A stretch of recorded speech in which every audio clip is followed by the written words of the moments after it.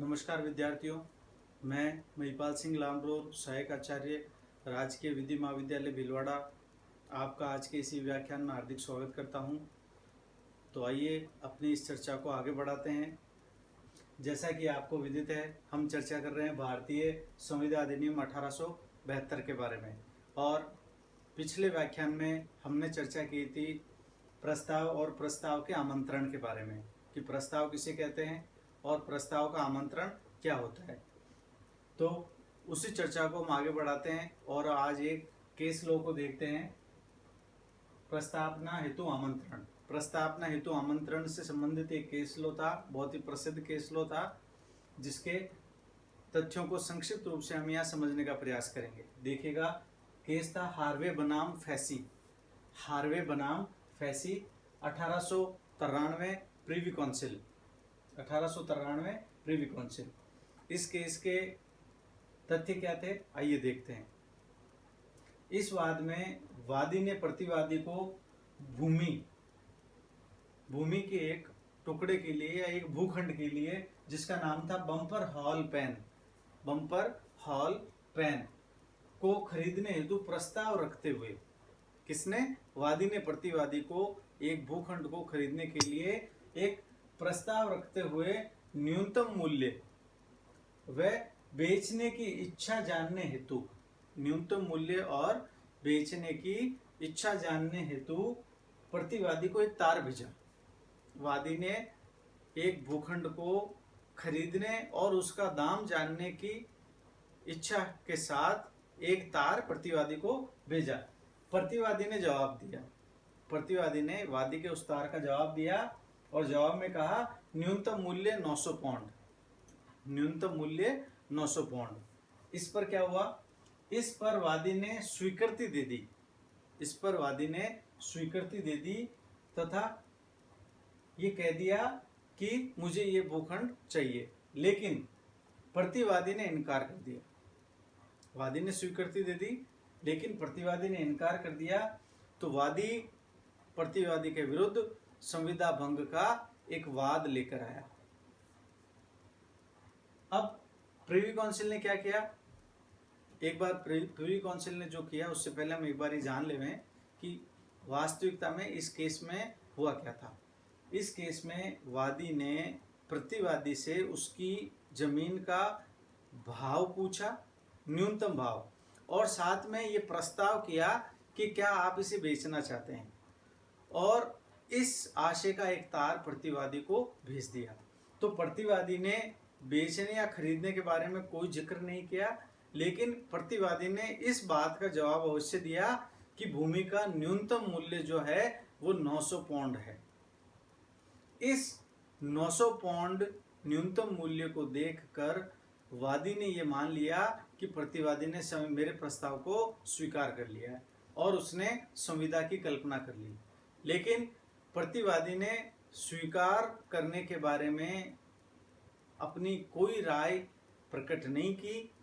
तो इस पर वादी ने प्रतिवादी के विरुद्ध संविदा भंग का वाद चलाया। चूंकि वादी उस भूखंड को, जिसमें 900 पाउंड न्यूनतम मूल्य बताया गया था, हर हाल में क्रय करने का इच्छुक था।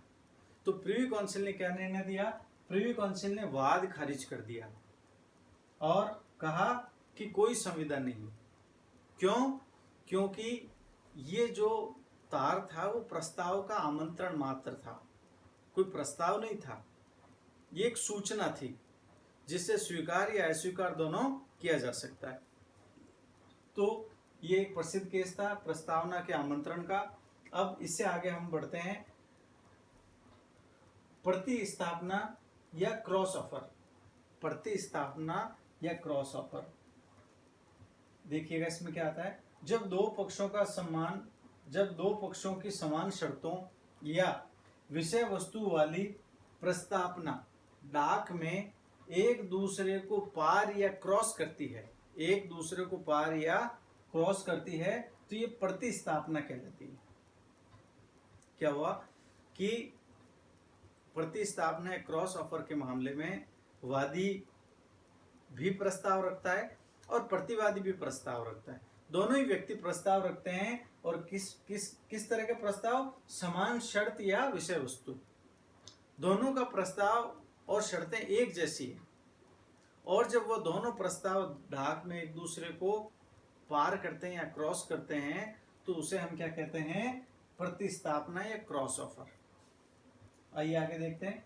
ये संविदा नहीं बनाता है, ये जो क्रॉस ऑफर है ये संविदा नहीं बनाता है। कारण इसमें ये बताया गया है कि विधिक प्रस्तावना का अभाव होता है। प्रस्तावना के बारे में हम पढ़ चुके हैं। प्रस्तावना किस तरह की होती है, क्या क्या विशेषताएं होती है। मुख्यतः हमने देखा था कि प्रस्तावना स्पष्ट या गर्भित दोनों तरह की हो सकती है। और इसमें क्या हो रहा है? इसमें ये हो रहा है कि दोनों केवल प्रस्ताव ही रख रहे हैं। क्रॉस ऑफर में दोनों ही पक्ष ए और बी दोनों ही केवल प्रस्ताव रख रहे हैं, प्रतिग्रहण कोई नहीं कर रहा है। और संविदा के लिए ये बहुत ही आवश्यक है कि प्रस्ताव का प्रतिग्रहण हो। तो इस कंडीशन में यहाँ पर प्रतिस्थापना को विधि ये मानती है कि कोई संविदा उत्पन्न नहीं होती है, चूंकि विधिक प्रस्तावना का अभाव है। आइए आगे बढ़ते हैं। आगे आता है अगला बिंदु, प्रतिग्रहण या एक्सेप्टेंस। पहला बिंदु हमने जो पढ़ा था चर्चा के दौरान वो प्रस्ताव या ऑफर था। प्रस्ताव के बाद दूसरा बिंदु आया प्रतिग्रहण, एक्सेप्टेंस। इसमें क्या होता है? नाम से ही जाहिर है। एक्सेप्ट करना यानी स्वीकार करना, प्रतिग्रहण। देखिएगा, प्रस्ताव के बाद अगला महत्वपूर्ण पद स्वीकृति है, यह जिसे एक्सेप्टेंस कहते हैं। प्रस्ताव के बाद यानी सबसे पहले तो प्रस्ताव आएगा और प्रस्ताव के फलस्वरूप उत्पत्ति होगी एक्सेप्टेंस की, स्वीकृति की। तो देखिएगा आगे देखते हैं। प्रतिग्रहण यानी स्वीकार करना या सहमति देना। प्रतिग्रहण यानी स्वीकार करना या सहमति देना। किस बात की सहमति या किस बात को स्वीकार करना? स्वीकार प्रस्ताव को, प्रपोजल को स्वीकार करना या अपनी सहमति देना। देखिएगा आगे बढ़ते हैं। वैध प्रतिग्रहण के आवश्यक तत्व, वैध प्रतिग्रहण के आवश्यक तत्व। अब ये जो प्रतिग्रहण है या जो सहमति है या एक्सेप्टेंस है, ये वैध कब होगा, इसकी चर्चा हम कुछ बिंदुओं के माध्यम से करेंगे। आइए देखते हैं पहला बिंदु, प्रतिग्रहण की संसूचना। प्रतिग्रहण की संसूचना, कम्युनिकेशन ऑफ एक्सेप्टेंस। धारा 2B, सेक्शन 2 सबक्लोज B, उसमें आप ये पढ़ेंगे प्रतिग्रहण की संसूचना के बारे में। देखिएगा, प्रतिग्रहण की संसूचना वचनदाता को जरूरी है। प्रतिग्रहण की संसूचना वचनदाता को जरूरी है। क्यों? क्योंकि जब तक प्रस्ताव को स्वीकार करने की संसूचना वचनदाता को नहीं होगी तब तक एक वैध संविदा का निर्माण नहीं होगा। मान लीजिए ए बी को कोई प्रस्ताव भेजता है कि क्या आप मेरी कार खरीदेंगे 5,000 रुपये में। थोड़ा संशोधित करते हुए पढ़ते हैं इसे। ए बी को एक प्रस्ताव करता है कि क्या आप मेरी कार 5,000 रुपये में खरीदेंगे।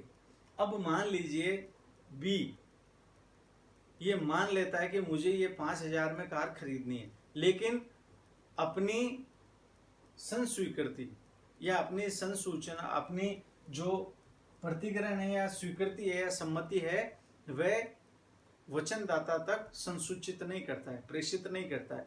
और वचनदाता संसूचना के अभाव में वह कार किसी दिगर व्यक्ति को भेज देता है, तो बी ए के विरुद्ध दावा नहीं ला सकता। कारण ये कि ए के ये ध्यान में ही नहीं आया कभी भी कि बी उस कार को 5,000 रुपये में खरीदने को इच्छुक है।